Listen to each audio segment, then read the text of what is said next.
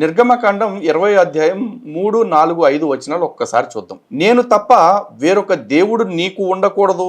పైన ఆకాశం అందే కానీ, కింద భూమి అందే కానీ, భూమి క్రింద నీళ్ల యందే కానీ ఉండు దేని రూపమునైనను విగ్రహమునైనను నీవు చేసుకొనకూడదు.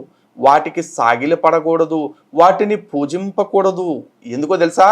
ఏలయనగా నీ దేవుడనైన యెహోవానగు నేను రోషము గల దేవుడను.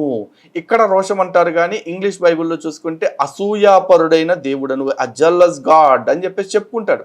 ఓకే, నన్ను ద్వేషించు వారి విషయంలో 3-4 తరముల వరకు తండ్రుల దోషమును కుమారుల మీదకు రప్పింతును అని చెప్పేసి అన్నట్టు. ఎప్పుడైనా సరే పక్క దేవుళ్ళని లేకపోతే పక్క వాళ్ళ ఆరాధన పద్ధతుల్ని అడాప్ట్ చేసుకునే ప్రయత్నం చేస్తే మీ కొడుకుల మీద కూడా నా కోపాన్ని రప్పిస్తాను.